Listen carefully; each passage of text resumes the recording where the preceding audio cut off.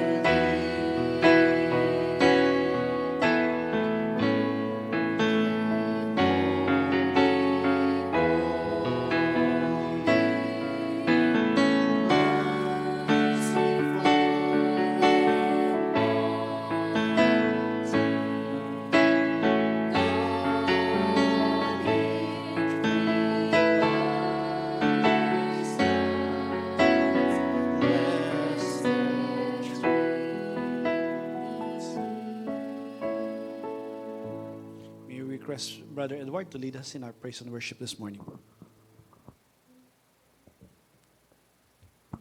Yeah, you can all take your seats.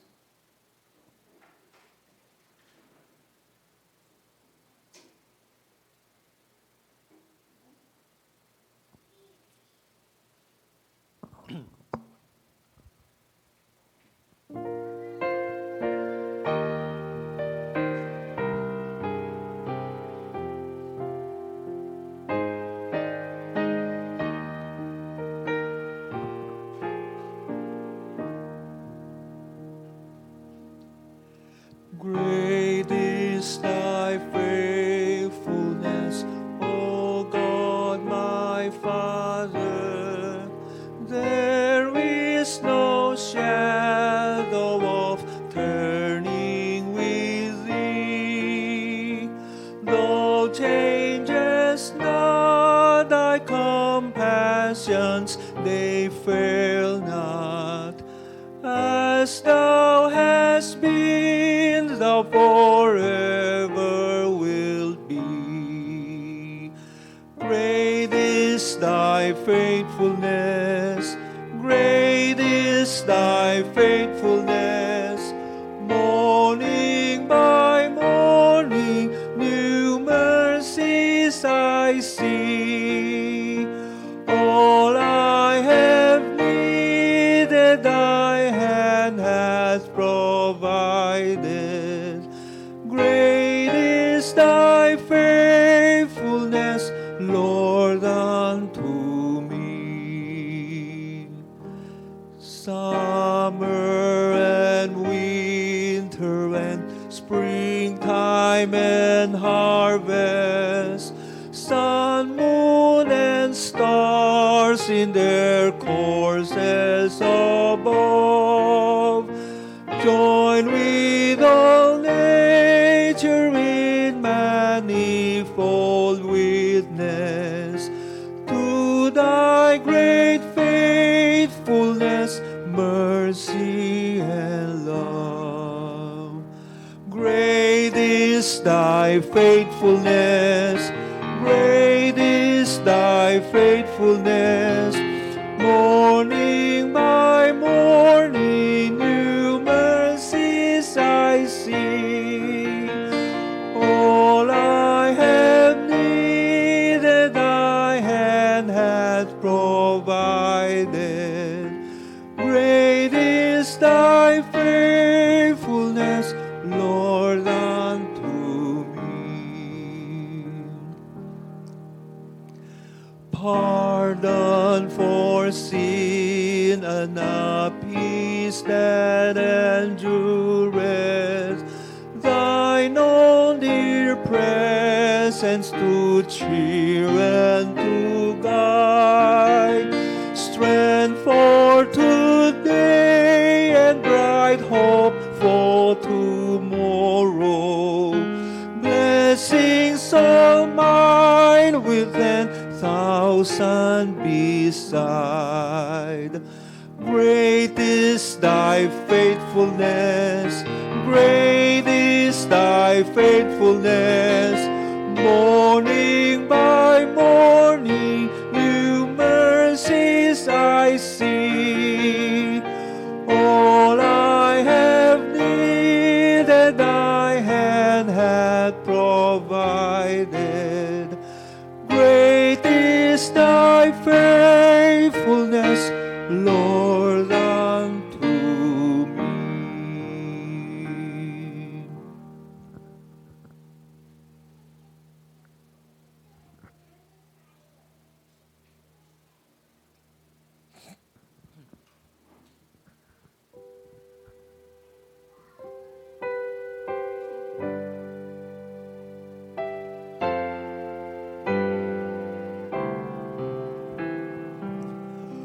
O Lord my God, when I in awesome wonder consider all the works thy hand hath made, I see the stars, I hear the rolling thunder, thy works throughout the universe displayed. Then sings my soul, my Savior God, to thee. How great thou art, how great thou art. Then sings my soul, my Savior God, to thee. How great thou art, how great thou art. And when I think that God his Son not sparing sent him to die, I scarce can take it in, that on the cross my burden gladly bearing, he bled and died to take away my sin. Then sings my soul, my Savior God, to thee. How great thou art, how great thou art. Then sings my soul, my Savior God, to thee. How great thou art, how great thou art. When Christ shall come with shout of acclamation and take me home, what joy shall fill my soul. then I shall bow in humble adoration, and there proclaim, my God, how great thou art. Then sings my soul, my Savior God, to thee. How great thou art, how great thou art. Then sings my soul, my Savior God, to thee. How great thou art, how great thou art.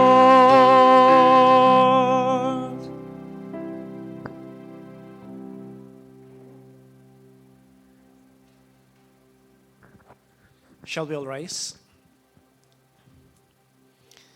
Father, indeed, how great thou art, O Lord. When we look at the skies, when we look at the stars, when we look at the work of your hands, O Lord, everywhere we look is an evidence of how great our God truly is, how worthy of our worship, how worthy of our reverence. You are truly an awesome God. Forgive us, Father, if a lot of times we make you out to be smaller than you are. Forgive us, Father, when we don't give you the honor that ought to be given to you, the worship that should be subscribed to you. Forgive us, Father, if a lot of times we think that we are at the center of this world. Forgive us because our pride, Father, oftentimes gets the better of us. We ask, Father, for your mercy because we know that forgiveness can only come through one person, and that is Jesus Christ, because of what he has done on the cross for us. And that's why, Father, we come before your presence, asking for your mercy for all the sins that we have committed, for all the times we allowed ourselves to take your thrones. Forgive us, Father, for those times when we thought that we knew better and we failed to take consideration of the boundaries that you have set in place. Forgive us, Lord. Father, this morning as we have come before your presence, once again we ask that you would cleanse our hearts, Father, that there will be no sin that would hinder our worship this morning, that our worship would be pleasing, acceptable before your sight, a pleasing aroma that rises to your throne. Let our worship flow from a grateful heart, O Lord, and into your heart. Father, we ask, Father, that this morning, as we have gathered together, that your name would indeed be glorified in our worship, that you would be the one person that matters in our lives, Lord. Because we understand that worship is not just about singing songs, it's not just about listening to messages, but it's about a life that is lived out for you. And that's why, Father, we pray that you would continue to raise up Christians who not only are Christians on Sundays, but Christians who understand that our commitment to love you, to serve you, to honor you, spans throughout our everyday life. Our every waking moment is for your glory and honor. Father, we ask that once again you would reign supreme in our lives. And I pray, Father, that this morning as we have gathered together, may this church be a church that continues to bring glory to your name. Father, we continue to pray, Father, for our country. We pray, Father, for today, even as there are a lot of rallies that are taking place all over the Philippines. We pray, Father, for your mercy upon our country. We pray, Father, for peace and safety, even as these rallies goes on. That these rallies will not be muddied by other issues, but that it will call this government into account for all the corruptions, for all the misuse of our funds. We pray, Father, that your will be done on earth as it is in heaven. and you'll raise up godly leaders to stand in that gap, O Lord. Father, we pray, Father, for our nation. We pray, Father, for our leadership, our government, that indeed they would come to fear you, Lord. Father, we also want to lift up in prayer our brothers and sisters who are not feeling well, our brothers and sisters who cannot be here with us today. We pray, Father, for your mercy upon each and every one of them. We pray, Father, for your healing touch. And we pray, Father, that your presence will continue to be upon them this morning, that they can worship with us one in spirit and truth. We ask once again that you'd bless this time of worship, that you'd continue to bless your servant, Pastor Manric, as he shares your word this morning. I pray, Father, that the Holy Spirit will work mightily through him, that your word will flow freely from his heart to our hearts, O Lord. That your words would once again rebuke, correct, and transform us to become more like Christ. This is our prayer, Father, that your Spirit will work mightily in this place. And I pray that you would speak because your servants are listening. In Jesus' name we pray. Amen. Amen.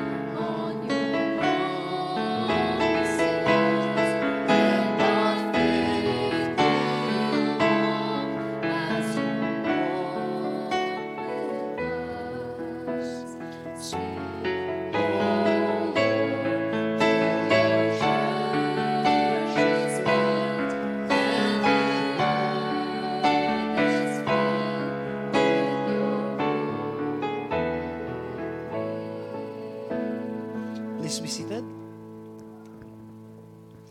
Just some announcement. Our Christmas party will be on the 14th. So please do reserve December 14 as we will be having our Christmas feast this coming 14. No? Today will be the last day of our mission funds for 2026. And next week we will start collecting our mission fund for 2027. So please take note. We'll be having our financial report next week. So for those of you who are interested in our finances, we will be doing the report next week. Okay. This morning, once again, we are very privileged to have a special speaker with us this morning. And he's no stranger to us anymore. And we are thankful that he can commit to speak to us this morning in spite of his very busy schedule. No? And we give the floor to Pastor Manric Tan Pascual.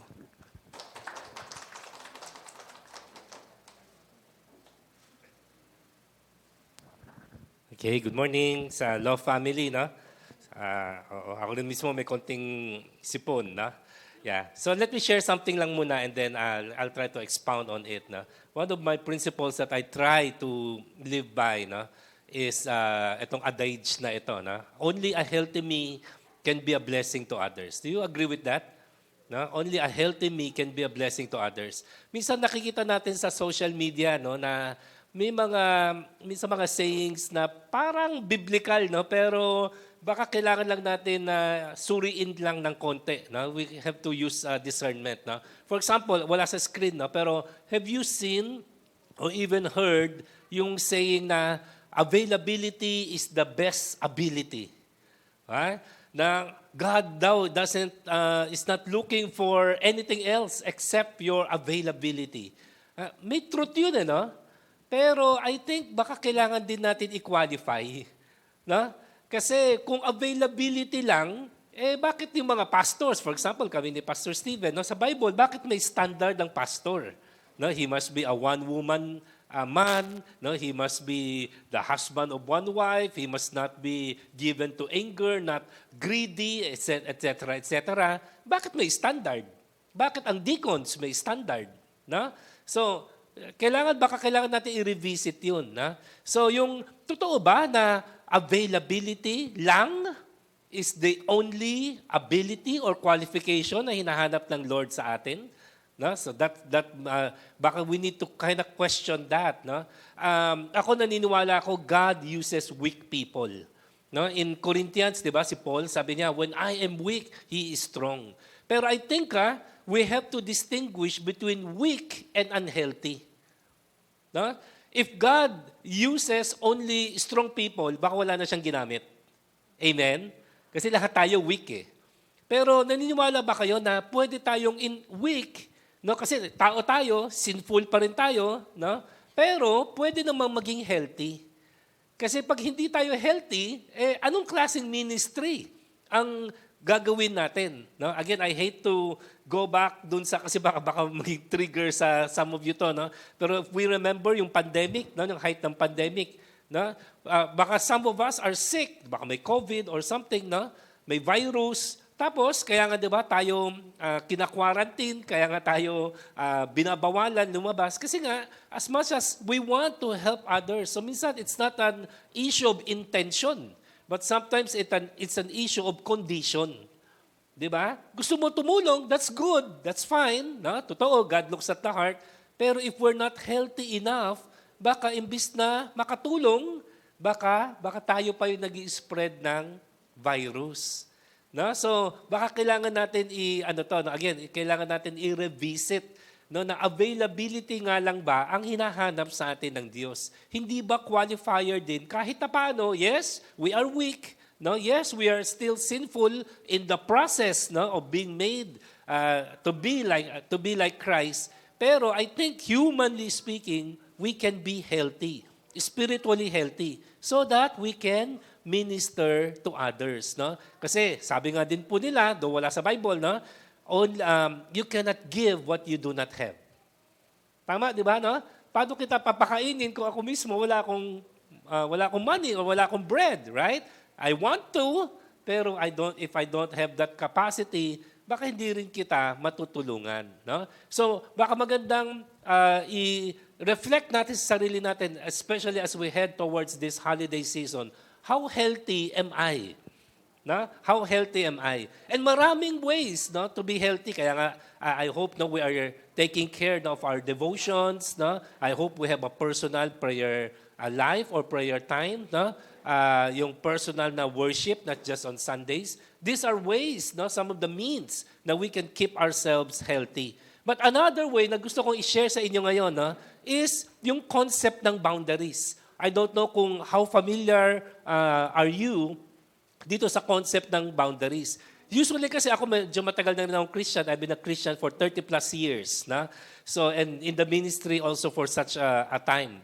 Usually ang Christianity, ang mga keywords natin ay commitment, na? Sacrifice. Wow, diba? Sabi pa nga ni Jesus Christ, extra mile. Diba? Sabi niya, if somebody asks you to go 1 mile, go with him 2 miles. If somebody asks you for your jacket, give them even your inner shirt. Wow naman, di ba? So, yes, totoo yun. No? May ganung aspect ang Christianity. But, I believe, no, Christianity is a balanced faith. Do you believe that? It is a balanced faith. No? The gospel is balance. No? Hindi man siguro natin perfectly ma-live out, pero I believe the gospel has a perfect balance to it. No? So ibig sabihin, hindi lang puro service, kundi may times din to practice, no, self-care. There are times to practice also self-reflection. No? Even si Jesus Christ, tandaan natin, no? Jesus Christ took the time, no, away from the crowd. Hindi lagi. Siyempre, hindi naman, di ba? Kundi para saan naman naparito si Christ. But if you will notice in the Gospels, di ba may time, even His own disciples were looking for Him. And then, nasaan si Jesus? Hinahanap siya ng crowd. Tapos si Jesus he would go down to lonely places, no? Kasi he needs to commune with the Father. And minsan, pag sabi ni Peter, Lord, hinahanap ka nila. Sabi ni Jesus, ganun ba? Sige, doon tayo sa kabila. Doon tayo sa ibang town. Parang, Parang gulo, di ba? Many preachers would love to have a crowd. Si Jesus naman parang ayaw minsan ng crowd. No? And another reminder lang, no? If you know your 10 commandments, di ba? You would know na commandment number 4. Sige nga, ano kaya yun, di ba? Exam. Ano yung commandment number 4? Remember the Sabbath day. Keep it holy. Ano daw? 6 days you shall work, but on the 7th day you shall rest. And matindi ang parusa, at least sa Old Testament, buti na lang sa ngayon, hindi na, no? Matindi ang parusa sa mga hindi nagkikip ng Sabat. They are to be stoned to death. Naku, kung in-apply siguro sa panahon natin yun, ilan pa sa atin ang buhay. No? Pero, why? Isa sa mga ano ko lang, biblical, I hope it's a biblical speculation. Ang iniisip ko, one practical reason for that ay, remember, no? Love family. Di ba ang Israel galing sila sa 430 years of slavery in Egypt? Ang command kasi sa Egypt, work or die. Di ba? Work or die. Kung hindi ka magwo-work, di ba yung bricks, ginagawa ng mortar, ganyan. Some people speculate, baka mga Israelites daw ginamit ng mga Egyptians to build the pyramids. We're not sure of that, pero may ganung mga haka-haka. No? Pero alam natin, di ba, nasa Bible sa Exodus, di ba, na ang ano ng mga Egyptians sa kanila, slave, ang trato sa kanila. So parang ang mantra nung time sa Egypt, work or die. So parang siguro, lumaki yung mga Israelites, can you imagine 400 years na mga Israelite, generation to generation. Ano tingin nila sa sarili nila? Slave. Ano tingin nila sa sarili nila? Worker. If I don't work, I die. And then, when God took them out of Egypt, baliktad. Sabi ni God, you are human beings, not human doings. You are people, not machines. So, baliktad naman. Sa Israel, rest or die. Ano mas gusto niyo? Work or die? Pag hindi ka nag-work, patay ka. Or, kay God, pag hindi ka nag-rest, patay ka. Okay, Lord. Magre-rest na po. No? Of course, hindi naman puro rest, hindi naman katamaran. Alam naman natin, God doesn't condone laziness, di ba? 6 days, you shall work. Meron naman talagang work. Pero, ang sabi, on the 7th day, it is a Sabbath day. You have to rest. O see? Ano yun? Boundaries yun. No? Baka minsan, sobra tayong nakatuon dun sa 6 days, work. No? Ministry. No? Serve. Pero baka nanbo, wala tayong personal time.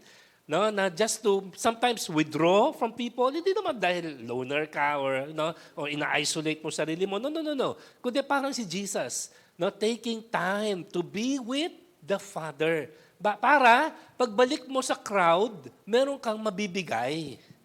Yun no? So kami mga pastor, I hope I also preaching this to myself, no? Na ganun din, no? If I get invited to speak or I speak in our church, no? Sana meron talaga akong mabibigay, no? Hindi yung going through the motions lang, 'di ba? Hindi yung kasi like ngayon ang ChatGPT kaya na gumawa ng sermon, 'di ba? Hindi lang yung ChatGPT o Google. Sana talagang sabi nga ni Pastor Steven, no? From our hearts, 'di ba? From yung communion natin with the Lord, no?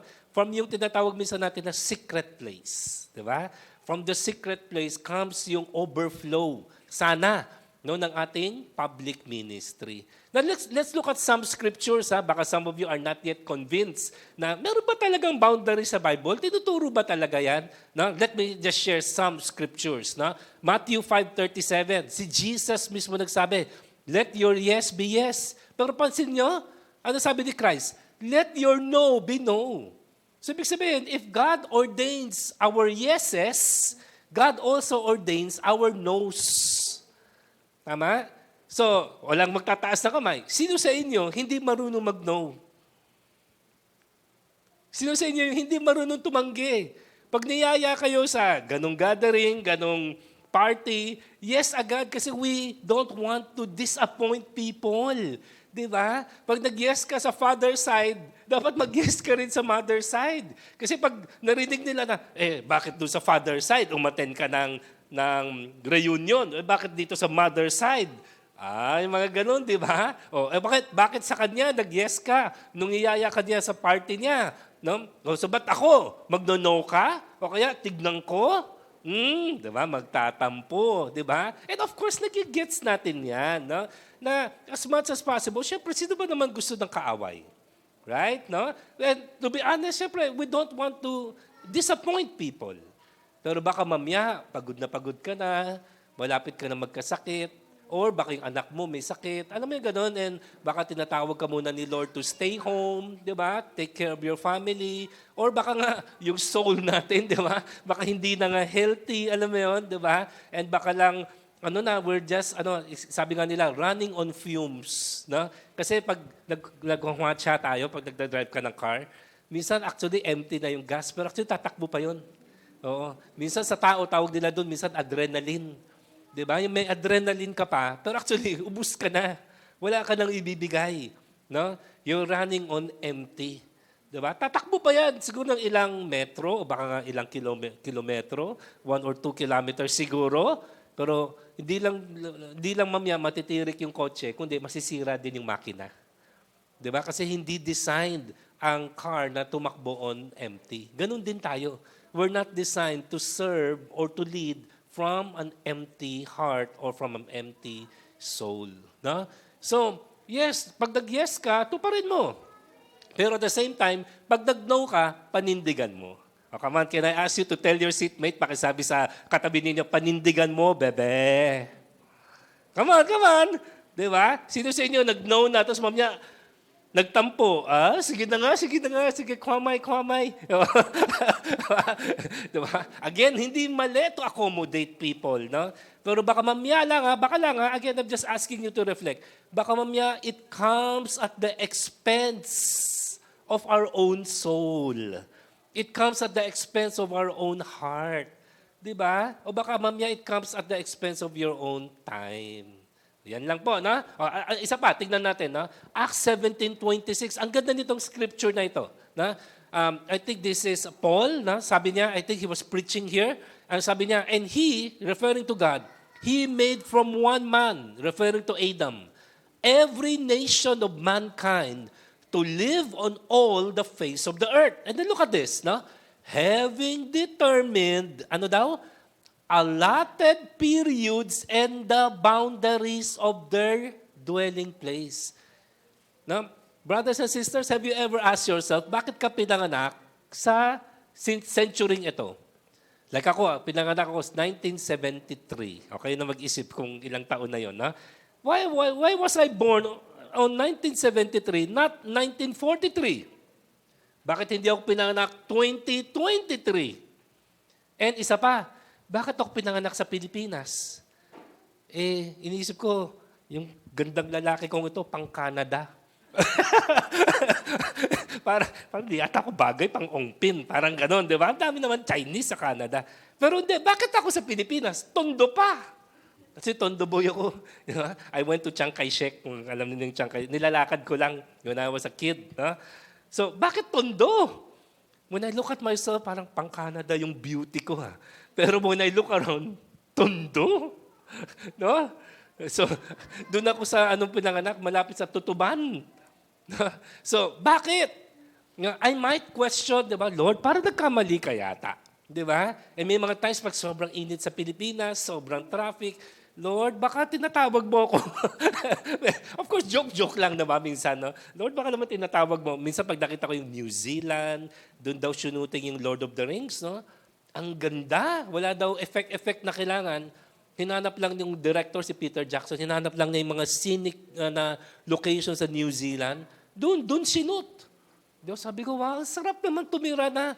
Para ka nakatira sa Lord of the Rings. Of course, wala yung mga gera-gera sana, ha? Pero yung gaganda ng mga mountain, di ba? Switzerland, di ba? Na nag-i-snow yung mga bundok nila, di ba? Ganun, no? So, ako lang ba yun? Umisa kayo rin, ha? Maging honest, no? Pero doon sabi sa Bible, God determined allotted periods and the boundaries of their dwelling place. No? Pag pinagtuloy mo yung passage, I don't know if I have it. Parang wala, no? Di ko tinuloy. Sayang, no? Pag tinuloy mo, you get verse, I think 27, ang sabi doon, so that perhaps they might seek Him. So, ang understanding ko ay ganito. Kaya ka pinanganak sa lugar kung saan ka pinanganak. Kaya ka pinanganak dun sa time kung saan ka pinanganak. Kasi, humanly speaking, yun ang best opportunity for you to get to know Christ. Yan ang sabi ng Scripture. No? Basahin, pag tinuloy niyo yung verse 27, that is what Paul is saying. No? So, ibig sabihin, okay. So, alam pala ni Lord, dito ako sa Pilipinas, mas malaking chance makakilala sa Kanya. And true enough, I did come to know Christ at the age of 16, here in the Philippines. No? So, yeah, in Tondo, okay? No? But eventually, I moved to Quezon City and then lived half of my adult life. Ano na ako ngayon? Quezon City, City of Stars. Next naman, di ba? So, iniwan ko na ang Manila. No? Kayo, hindi ko alam, dito ba kayo lumaki? Talagang ano ba kayo? Native Republic of Makati? No? Or saan ba kayo galing? No? So the Bible doesn't say masama lumipat, masama mag-abroad. No. Pero ibig lang sabihin, ganun yung sovereignty ni Lord, no? Na talagang tinalaga talaga niya. Walang coincidence na pinanganak ka sa Pilipinas, pinanganak ka sa Makati, pinanganak ka sa Quezon City, sa Bicol, or whatever region, na kasi yun daw ang alam ni Lord na best for you to come to know Him. No? Although, of course, alam natin, may mga ibang tao pag nag-abroad, doon sila nakakala kay Lord. No? And that's another topic for another time. Pero pinapakita lang dito, boundaries. No? God sets the boundaries na, anak, dito ka papanganak, ha? Hindi dito sa ibang lugar. No? Dito talaga, sa oras na ito, sa time period na ito. No? So, God sets the boundaries. Another, no? As early as Genesis, may boundaries na. No? Ano ito? Ito yung the Lord God created, no? Adam and Eve. And the Lord God took the man and put him in the Garden of Eden to work it and to keep it. And the Lord commanded the man saying, ano daw? You may eat of every tree in the garden, but of the tree of the knowledge of good and evil, ano daw? You shall not eat. Ano yun? Boundaries. See? Maraming pwede. Lahat actually pwede. Pero may bawal. No? Para i-test yung obedience natin. Para i-test kung mamahalin ba natin si Lord. Para i-test, no, if we will obey and submit to Him. Of course, marami mga nagtatanong sa akin, Pastor Manric, ba't ba kasi ginawa ni Lord yung tree of knowledge of good and evil? Di ba? Ganyan. Kasi ang love, tinetest talaga ang love eh. Di ba? Kasi di naman talaga tayo kinit ni Lord na maging robot eh. No? So gusto malaman ni God na susunod ba sa akin si Adam and Eve out of their own free will. Pero kita natin, may boundary. Pero huwag tayong mag-fall sa other extreme, ha, love family. Baka naman some of you are hearing this after a few passages, si Lord pala, puro bawal. No. No, binabalance lang natin. Everybody say balance. Balance, binabalance lang natin. No? Baka kasi puro tayo, yes. Lahat na lang ng imbitasyon, oo. Tapos mamaya, pag-check natin ang calendar natin, pag-check natin ang schedule natin, hala, di ba? Napauo ko sa dalawang okasyon, same time. Di ba? Different place. Hala, paano ito? Di ba? Buti sana kung manananggal ka. No? Kung sino mas gusto mong tao, nandun yung ulo mo. Na? Yung mas ayaw mo, yun na lang yung katawan mo. Pero hindi pwede. Hindi nga ganun. No? And even actually, hindi porke available ka, if you fill up mo yung slot. Kasi alam mo, ngayon tinuturo na rin sa sa mga health profession, hindi lang pala enough yung rest. Meron din tinatawag ng recovery. No, one time nag-gym ako. One time lang ha. Huwag niyo. Kasi baka sabihin niyo, sinungaling tong Pastor Manric na to. One time nag-gym ako. Yon, ha? One time. Okay? So anyway, nag-gym ako for a season. Na? And then, syempre, nung umpisa ka, excited ka, di ba? No? So, kumuha pa ako ng coach. Di ba? May pa coach pag nalalaman. So, sabi ako, sige, anong schedule mo? Sabi ko, Araw-araw. Sabi niya, hindi. At least 3 times a week. Hindi, coach, gusto ko araw-araw eh. Bakit? Di ba? Ayaw mo yun? Gusto kong maging healthy? Sabi niya, hindi. Hindi ganun ang weights. Yung cardio, pwede araw-araw. Pero yung weights, hindi araw-araw. Kasi ang katawan mo, kailangan ng recovery. Alam mo, lumaki ako, nag-aaral ako ng seminary, hindi ko alam yun. Kailangan pala yun. Kala ko kasi, wait. Okay, bukas, paa naman. Di ba? Next day, ulo naman. Hindi pala ganun, no? Kundi, kung Monday, nag-weights ka, Tuesday, rest. Wednesday, sige, mag-weights ka. Thursday, rest. No? Siguro, unless sanay ka na, alam mo yung, ano na yung katawan mo sa then, pwede na yung araw-araw.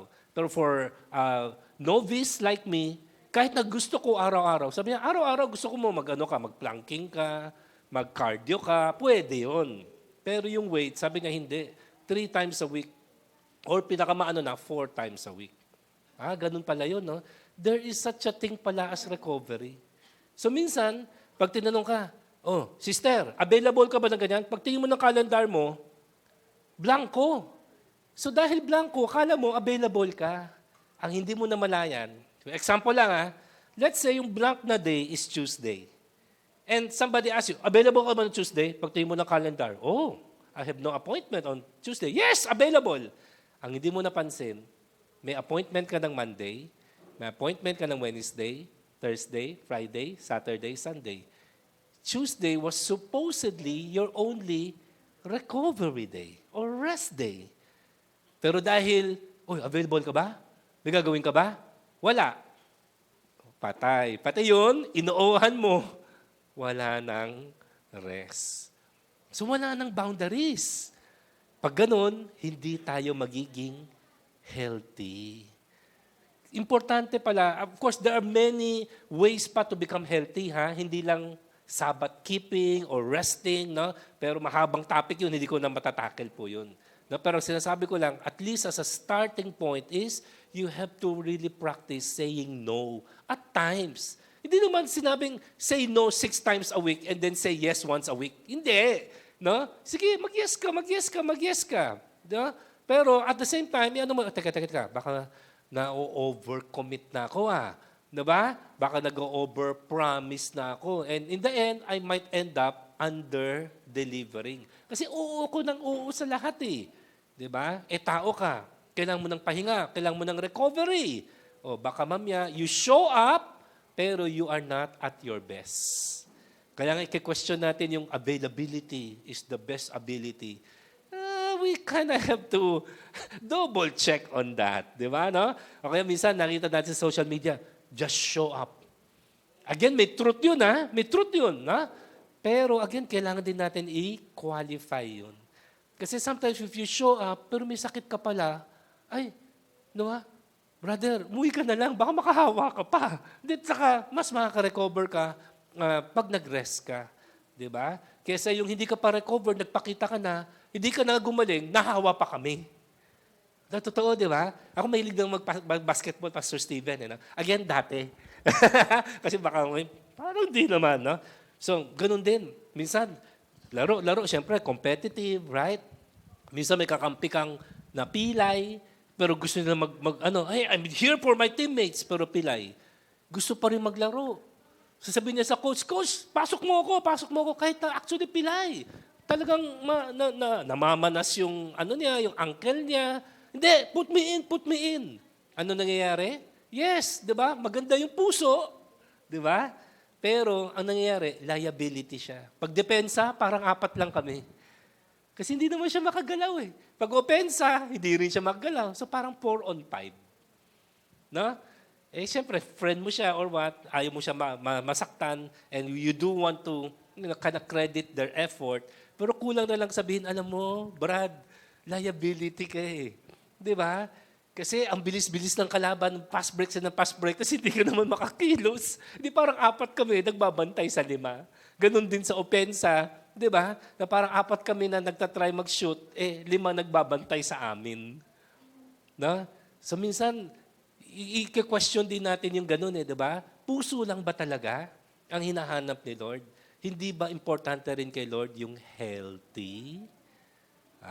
No? So, kaya sana tong 2026, i-prioritize talaga natin maging healthy. Healthy physically, healthy spiritually, healthy emotionally, yes? No? Healthy mentally, no? Healthy relationally, kung pwede rin, pati healthy financially, di ba? Ang tawag dun sa Bible, shalom. Shalom is a word na sa English, it's called translated peace. Na? Pero yung meaning ng shalom is more than just peace. It is wholeness. WHOLENESS. Buo. Hindi perfect, ha? Pero ibig sabihin, buo ka. Ibig sabihin, kahit na paano, healthy ka spiritually, healthy ka mentally, healthy ka emotionally, relationally, financially, physically. Yun. Yun ang shalom. Kaya when the Jews greet one another, shalom. Ibig sabihin, binabless ka nila ng wholeness. Ganda, no? O sige, kung hindi kayo konbinsido, iko-convince ko kayo, ha? Okay. So skip ko na po natin yan, ha? Ano ang consequence pag hindi tayo nagpa-practice ng boundaries? So yan, tatakutin ko kayo, ha? Pakisabi muna sa katabi nyo, tinatakot tayo ni Pastor. Tatakutin ko kayo, ha? Kasi baka hindi kayo makuha sa amen, amen. Sige, papakita ko sa inyo yung consequence pag hindi kayo magpa-practice ng boundaries sa buhay ninyo. Number 1, we call it breach. Magkakaroon ng breach. No? So, for example lang to, ha? And I don't know if there are any singles here. I see there's kind of some younger looking people. Na? So, baka mga single to. Pero applicable ito lahat sa atin, principle-wise. But in the Song of Solomon, or Song of Songs, for example, chapter 8, verse 4, na, sabi ni Solomon, I adjure you. Lalim na word yun, di ba? So I adjure you. Parang ano to, I command you. Na? O daughters of Jerusalem, that you not stir up or awaken love until it pleases. May isang medyo sikat na movement within Christianity. I don't know if you heard of it. It's called True Love Waits. Have you heard of it? True Love Waits. No? So, I've heard of it. I actually attended it in my younger years. No? So, ang sinasabi lang niya, no, na practice purity, no, until yung tamang time, no? Pati nga yung aldab, no? Hindi naman sila biblical, pero meron din silang sinasabi na tamang oras, tamang panahon, tamang tao, tamang proseso, right? No, so, like ako, I have 3 daughters, no? Two of them are, I think the first one is postgraduate, yung isa graduating. Itong bunso ko nandito, pa lang siya, incoming senior high, no? So like siya, sinasabi ko sa kanya, baby di ka pwede mag-boyfriend hanggat hindi ka pa 50 years old. Reasonable naman ako na. Ba't parang hindi ako kinakampihan? Baka mamaya ma-empower pa. Kita mo, papa, tinamaan ka lang nila. Reasonable naman ako, di ba? Sino sa inyo may mga daughters? Tama naman, pag 50, pwede na sila magpaligaw. Amen? O sige, 40. Ay, itong mga to, dahil makapakaano talaga, di ba? Pero nag-gets ninyo, di ba? Wag naman yung 14, 13, 15. Aral muna. Right? Pag natapos na siguro, kahit na siguro college, then baka pwede na. Baka lang. Pero nakuha natin, no? So, di ba? Pero talagang, there is really such a thing as timing, no? So, minsan nagkaka-crush na sila, minsan as early as elementary. Sige na, hayaan na lang natin, no? Yung crush. Pero yung ligawan, naging seryoso na, o even yung mga MU, para sa akin, hindi siya yung tamang time, no? Sabihin mo, itong mga pastor talaga, baka higpit, napaka-strict. Kung minsan tawag sa amin, KJ. O baka mga parents, no? KJ, di ba? No? King James. Killjoy, di ba? Mga ganon. Pero hindi Pag kayo mga anak, pag kayo one day maging magulang, maintindihan din niyo kami. Amen. Ha? Pero sa ngayon, baka higpit naman ni Papa, higpit ni Mama. Pero I also heard many testimonies na yung mga lumaki sa church, tapos ngayon, married na, with children na, sabi nila, alam mo, nung hinigpitan ako ni Papa, ni Mama, hindi ko maintindihan. Diba? Minsan may inkling pa mag-rebel. Pero nung lumaki na sila, at They married right by the grace of God. They married a fellow Christian. Now they have a godly family. They would say, no? Minsan nga sa mga wedding din nila, ganun din. Papa, Mama, salamat binantayan ninyo ako, hinigpitan ninyo ako, lalo pag girl. No? So ngayon, I got to marry a godly man, yung mga ganun-ganun. Na. Buti na lang, hinigpitan ninyo ako. Kasi kung hindi, baka sino-sino sinagot ko. Di ba? Totoo po yun. Na? Tawag dyan, boundaries. No? Minsan, ito mga parents minsan dapat willing tayo maging kontrabida sa buhay ng mga anak natin. Di ba? Kasi di naman natin expect na lahat maintindihan nila in the moment Para sa akin, sige na magalit ka na sa akin ngayon, pero papasalamatan mo ako later on. Is that an amen? Pero wala yata amen. Wala yata ang suporta. Di ba si God ganun din? Di ba? Let's be honest. Di ba may mga command sa Bible na parang higpit-higpit naman ng Lord, di ba? Minsan lumalaki tayong Christian, parang, di ba? Parang Christian, KJ, di ba? Bawal to, bawal yan, bawal ganito, bawal manood ng ganong klaseng movie, bawal magbasa ng ganong klaseng libro. Di ba? Old-fashioned, mga ganon, no? Pero sa akin, sige na. Willing dapat tayo na magalit o magtampo sila sa atin in the moment, pero alam naman natin by the grace of God, later on, di ba? When they reap what they have sown, then they will thank us for those boundaries. Kasi ganun din si God Di ba? Binabawalan tayo ni God ng ganito. Parang isip natin, Lord, bakit? Di ba? Yung mga classmates ko, lahat sila, they're doing it. May mga ibang parents, di ba, na pa-practice na, kasi di ba, uso ngayon yung, the way to raise up kids ngayon, bigyan ng cellphone. Maingay, bigyan ng cellphone. Di ba? So, ayaw kumain, bigyan ng cellphone. So, ang nagpalaki sa kanila, cellphone. Di ba? Hindi to. Pero short term yun Pero nangyayari, I don't know if you read yung librong The Anxious Generation ni Jonathan Haidt. Haidt is H-A-I-D-T. I-recommend ko sa inyo. Hindi siya Christian, si Jonathan Haidt. Pero basahin niyo yung librong yun, The Anxious Generation. Based siya sa mga studies. Kasi di ba may na ngayon, neuroscience, inaaral na yung mga brain. So kaya nga, ang tanong ay, bakit on the rise yung anxiety, depression, even suicidal tendencies? Hindi po talaga coincidence na sumabay siya dun sa rise ng social media. Kasi ngayon may access na, mabilis naman, access kung saan-saan, diba? So, even porn, diba? Sa totoo lang, no? YouTube na hindi naman lahat maganda, no? So, may access sila kung saan-saan So, nangyayari, yung short term na, okay, dahil doon, napatahimik mo sila. Kasi nakatutok sa cellphone, diba? Barney or whatever. Okay naman, diba? So, nanonood sila, ganyan. Pero, nangyayari, nare-rewire yung brain nila, nagiging sila. Yung short term yung nagiging shorter yung attention span nila. Kaya minsan di sila nakakatagal ng kahit na 30 minutes sermon, 30 minutes na lang, di nila matagalan Kasi nasanay sila. Pastor, direct to the point na. Ano yung main point? Okay, amen. Okay, closing prayer na. Wala na exposition. Mahirap naman yung ganun, di ba? Kaya yung teacher magtuturo ng process, di ba? 4 plus 4. Just give me the answer. Never mind how. Di ba? Mahirap naman yung ganun. Memorize, diba? 4 plus 4, 8. Pero hindi mo alam bakit siya 8. Tama? Kaya nawawala yung tinatawag nilang critical thinking. So, yun ang nangyayari. So, breach. If we are sobrang lenient, sobrang tolerant, baka mamaya, yung mga anak natin, baka mamaya kala din natin, send natin sila sa Christian school. Christian school naman Pero hindi rin.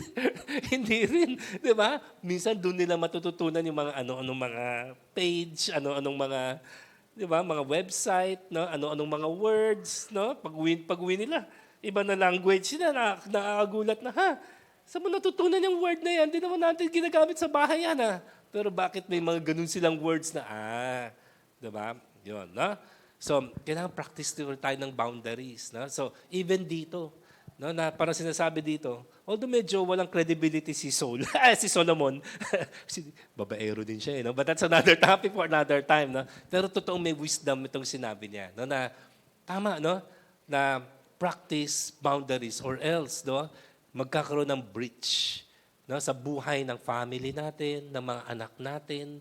Kasi hinahayaan lang natin sila, hindi natin sine-check, no? Yung mga social media accounts natin, hindi natin sine-check ano yung mga tinitignan nila, binabasa nila, pinapanood nila, no? Before we know it, hala, iba na ang mundo nila, no? Isa pang just a quick lang, no?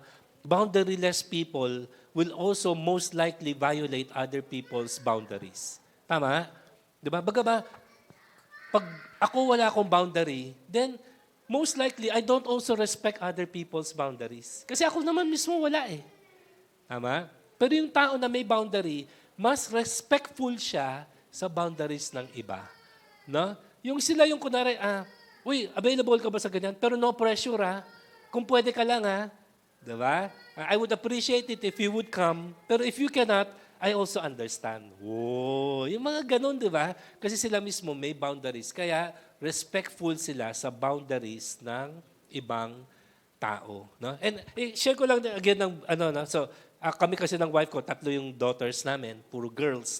So, ganun din, di ba? No malis to, So, ganun din, di ba? I'm sure lahat kayo, kung may mga kids kayo, especially pag babae pa.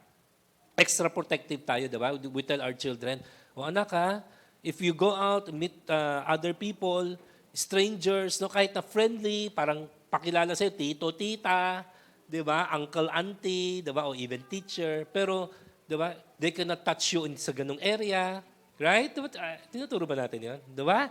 Even yung boundary sa dress, anak, sobrang ikli ng dress mo. Di ba? Para sa kanila, fashion yun. Pero ang inaano natin, para sa'yo, comfortable. Pero yung iba, baka, di ba? Baka ini-incite natin sila to violate your boundaries. No? Di ka naman nagsuot ng ganyan para silipan eh. Pero kaso, siyempre, hindi naman lahat ng tao ay Christian, hindi naman lahat ng tao pure. Di ba? Kaya, i-ask din natin na, mga girls, dress modestly. Di ba? Sabihin niyo, bakit mga lalaki naman yung mga iba mag-isip. Pero tulungan na din ninyo yung mga guys, no?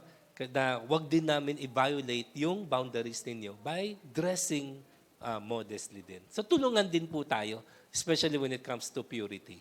Okay. Can I have an amen, church? Amen, Okay, so yung breach, ingatan natin yan. No? Of course, we don't condemn, we don't judge people. May mga iba, diba, like early pregnancy, mga ganun, no?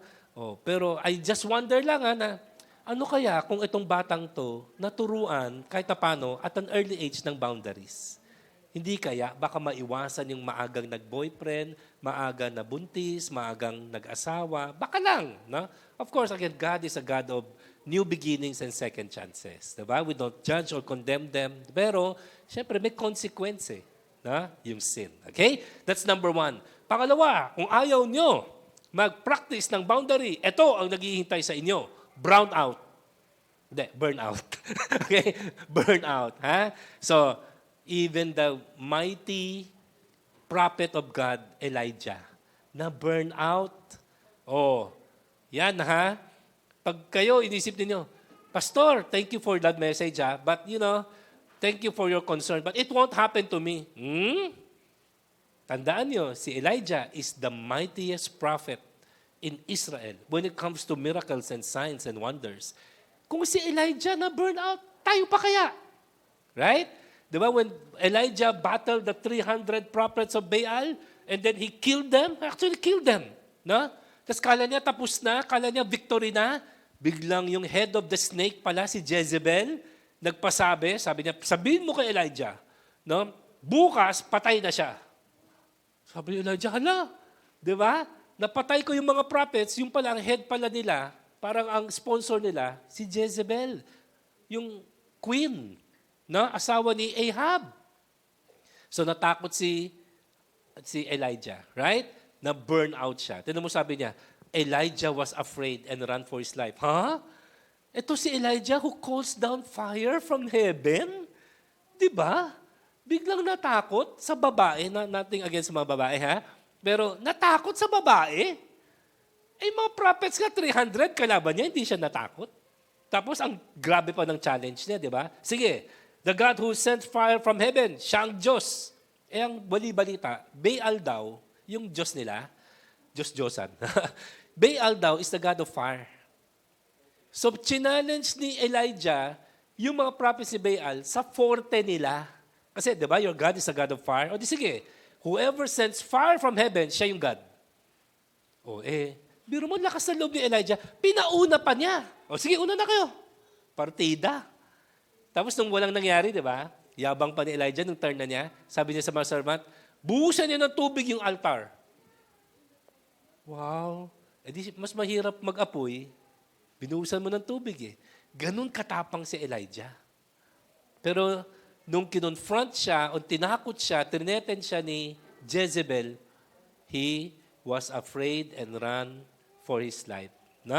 He came to Beersheba in Judah. He left his servant there while he himself went a day's journey into the wilderness. He came to a broom bush, sat down under it, and prayed that he might die.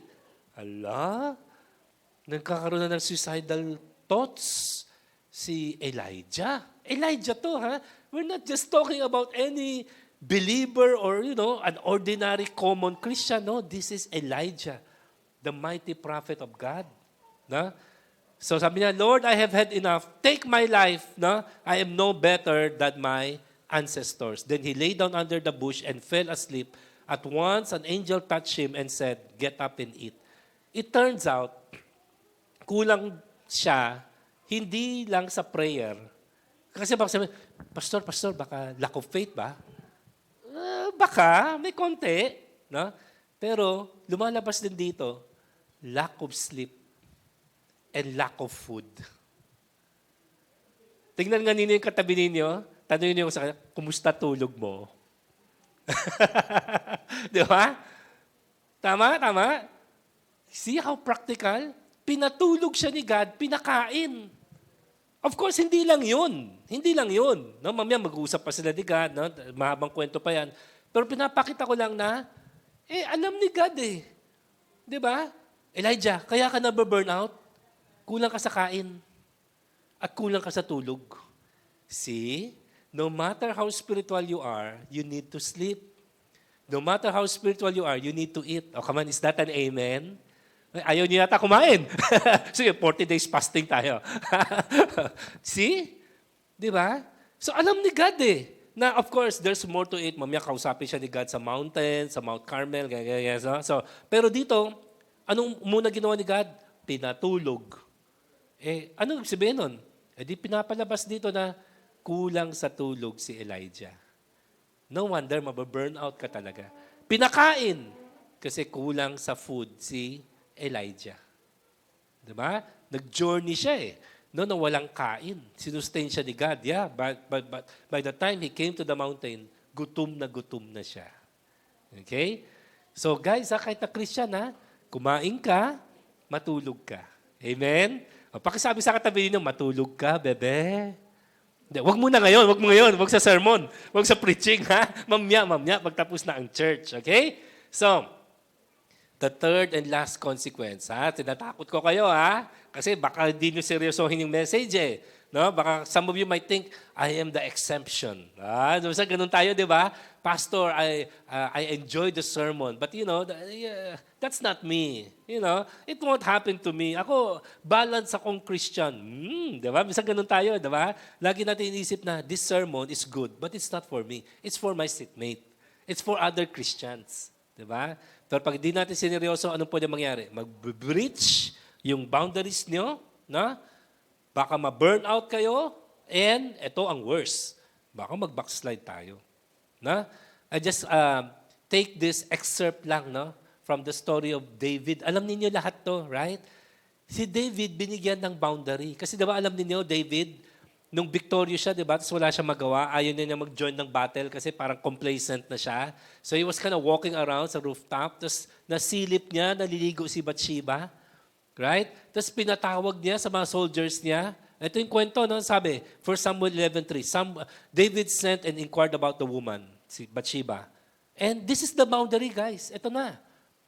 And one said, nagparinig. Kasi syempre, di mo lang marirebuke yung hari na harap-harapan, di ba? No, David, mali yan, masama yan. Hindi na, hari yan Kaya nagparinig yung isang, siguro soldier niya to or servant niya. Ano sabi?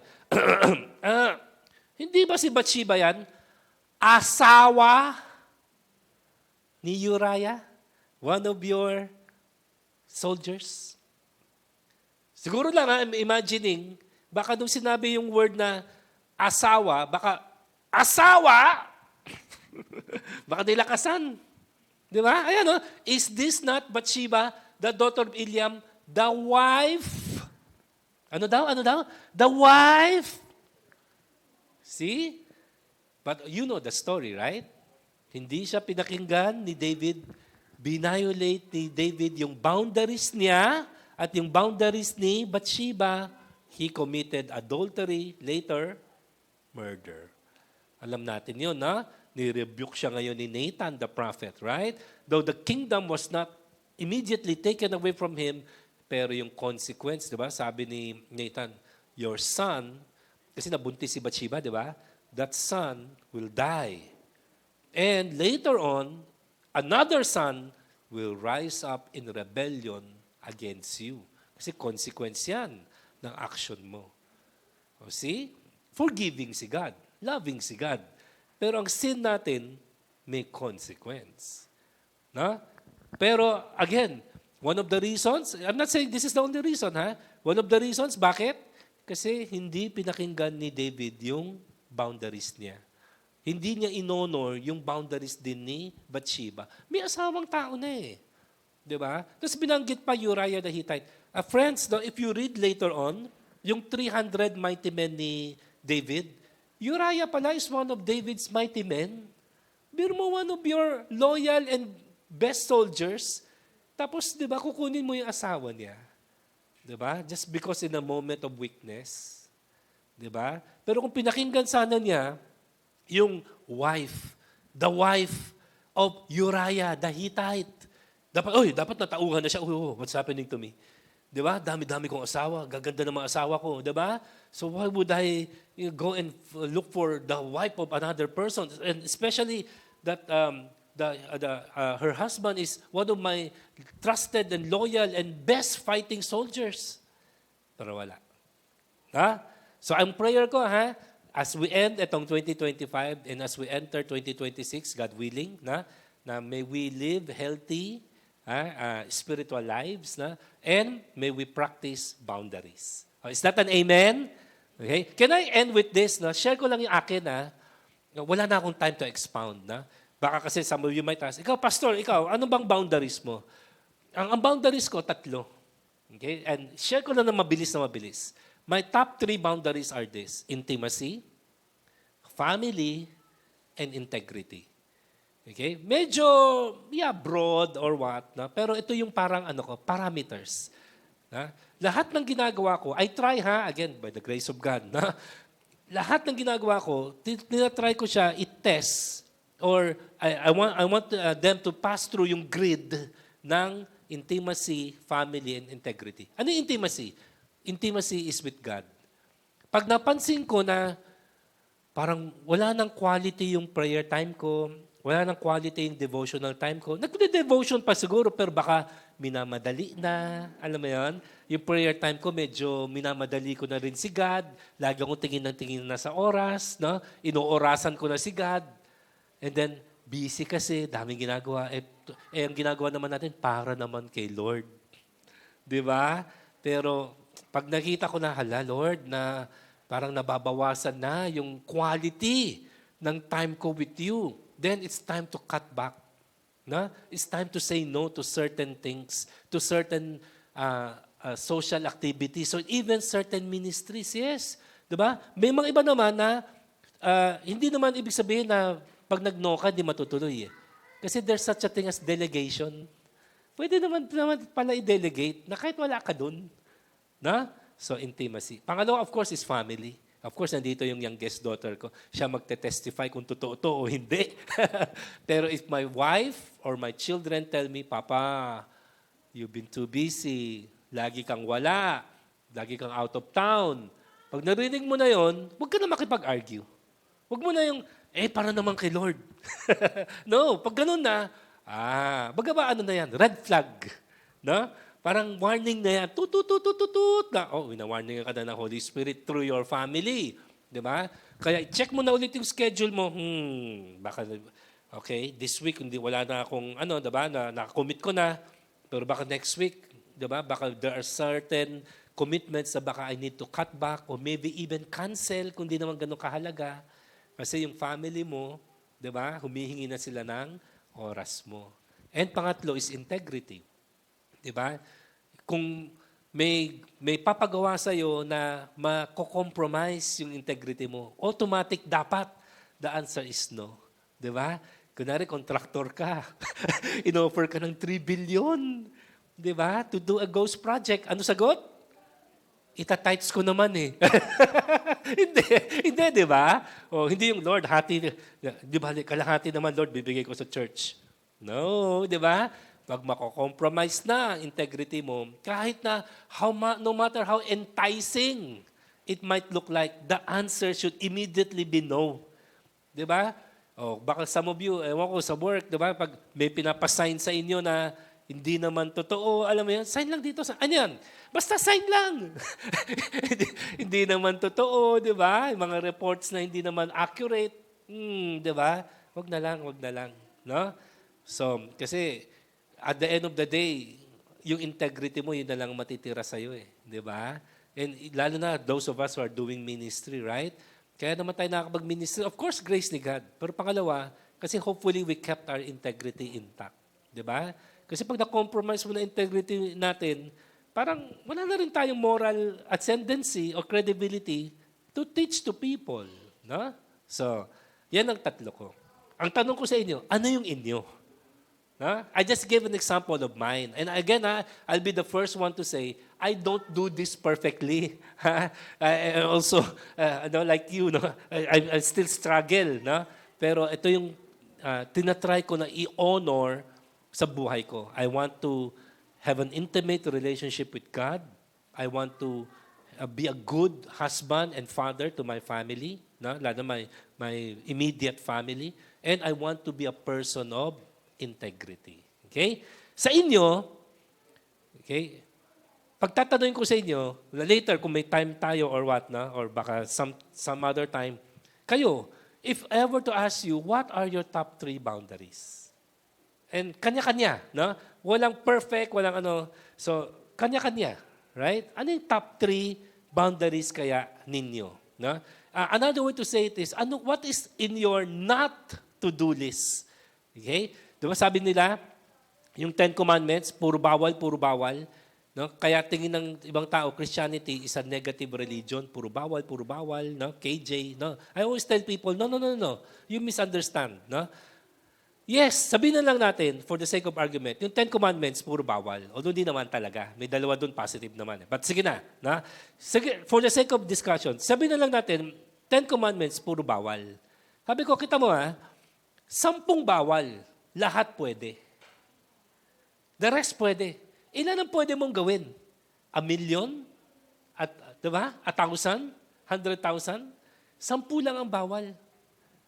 1,000,000 pwede mo nang gawin. Sabi ko, ano kaya biniliktad ni God? 10 pwede, lahat bawal. Kunwari, pwedeng huminga. Ay, thank you Lord Pwedeng matulog. Pwedeng magising. Pwedeng kumain. Pwedeng magdamit. Ano pa? O kunwari, tas 5 pa. The rest bawal. Yun ang negative, di ba? Pero sabi ni God, anak, 10 lang ang bawal. The rest pwede. Basta itong 10, huwag mo i-violate. Boundaries ko to Pero the rest, as long as you don't violate God's boundaries, you can. O, di ba? O, so, kayo, ano yung not to-do list niyo? Kunti lang. Huwag naman na, Pastor Manik, meron akong 155. Ano? Siguro yung not to-do list mo, 3, 4, 5. Siguro 5, marami na yun. Para the rest, free ka na to do. Okay? Pangalawa is, para seryoso, who will you enlist as your accountability partner? May magbabantay sa'yo. Di ba? Kasi mabilis sabihin, ako, I will be a man of prayer, I will be a woman of prayer, I will be ganyan, I will be ganyan. Pero kung wala nagche-check sa atin, baka wala rin. Kaya sino ang accountability or prayer partner niyo dito na someone whom you will give the authority na sis, o kaya, brother, come, go ahead and check on me. No? Speak the truth in love sa akin. If I need to be corrected or rebuked, sige, makikinig ako kasi alam ko it's for my own good. Na? And then kung may prayer time tayo mamaya, we can also pray for one another. Okay? Is that an amen, church? Okay, but before I turn the floor over, can I have the privilege of praying for you? Na? Okay, let's pray. Lord, as we approach this holiday season, alam namin, busy na naman. Sa totoo, busy sa work kasi may hahabuling mga deadline. Busy sa school, ganun din. May mga long test exams. Busy sa gift giving. Busy sa pag-attend ng reunions, parties. And in and of itself, hindi siya mali, hindi siya masama. Pero Lord, nandun yung danger na baka puro yes, puro yes, puro yes. Hindi namin ma-practice yung tamang boundaries. And baka lang, wag naman sana, but we might end up na baka our soul ends up malnourished. Kasi daming commitment and we have said yes, more yes than to what our capacity can actually do. So ingatan ninyo kami, Lord. We want to finish the year strong and hopefully start the new year right. So help us, Lord, na huwag na hintayin yung new year, but even now, by your grace, to practice putting some healthy, godly, biblical boundaries sa buhay namin. Hindi para maging legalistic, hindi para maging Pharisaic, but Lord, to make sure that our soul is always healthy. And ito yung priority namin, to be healthy before you, to be healthy for you, so that, Lord, you can use us mightily as we minister to others. So, kayo na po, Lord, ang bahalang mag-plant nitong seed ng word ninyo sa hearts namin. I pray our hearts are good soil. Let it yield and bear fruit, 30, 60, or even 100-fold return for your glory, honor, and praise. And whatever is accomplished, Lord, through your message, we are careful to give you back all the glory, honor, and praise. And this is our prayer in Jesus' name. And all of us will say, amen and amen. Okay, thank you, Love Family, for the privilege of ministering the word to you. Thank you, Pastor Manric, for that timely reminder for all of us to set our boundaries and be careful about those boundaries. No?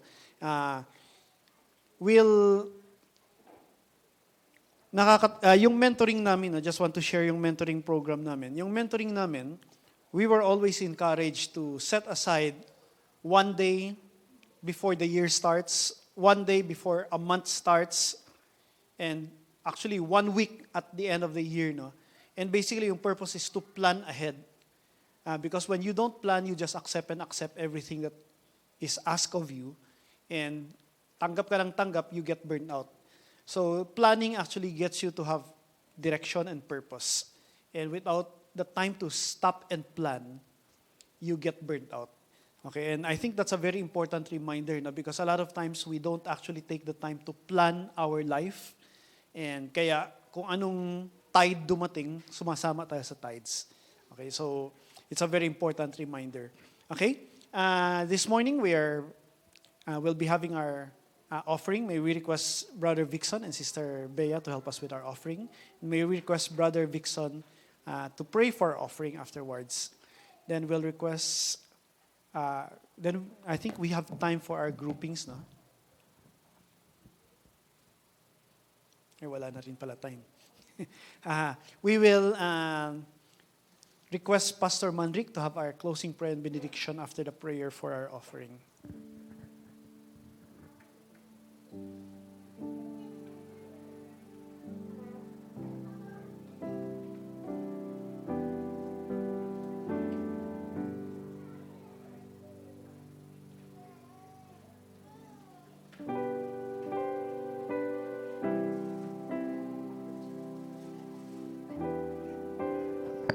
Shall we all rise as we pray for the offerings? Heavenly Father, once again, we thank you for the message today. Thank you for the reminder that we need some boundaries, Lord. And Indeed, we thank you that everything is permissible, but not everything is beneficial. So we need all these boundaries, Lord. And Lord, I just want to lift up these tithes and offerings. Thank you, Lord, for your continuous blessing. You are our provider. You are the one who give all of this to us. And we just gladly give it back to your church, to your ministry, Lord. And we pray that whatever the leaders will do on this money may it be glorifying in your sight. Once again, we give you all the praise. In Jesus' name we pray. Amen. Praise God from whom all blessings flow. Praise Him, all creatures here below. Praise Him above ye heavenly hosts. Praise Father, Son, and Holy Ghost.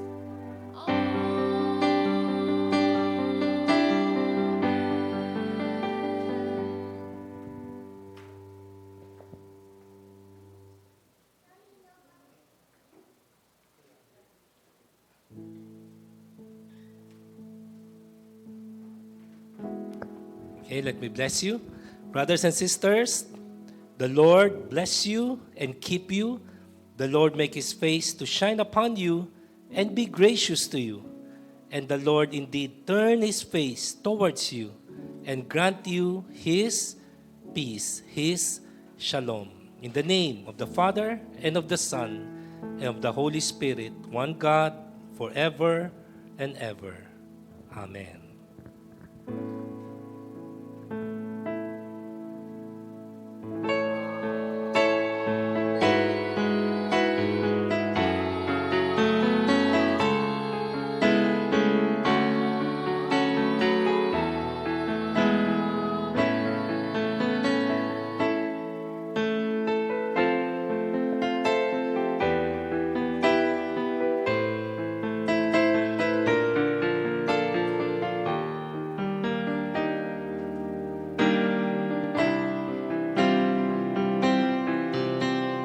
Now unto Him who is able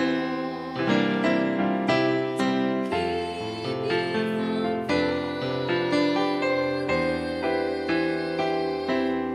and to make you stand in His presence in blessed ways bring joy.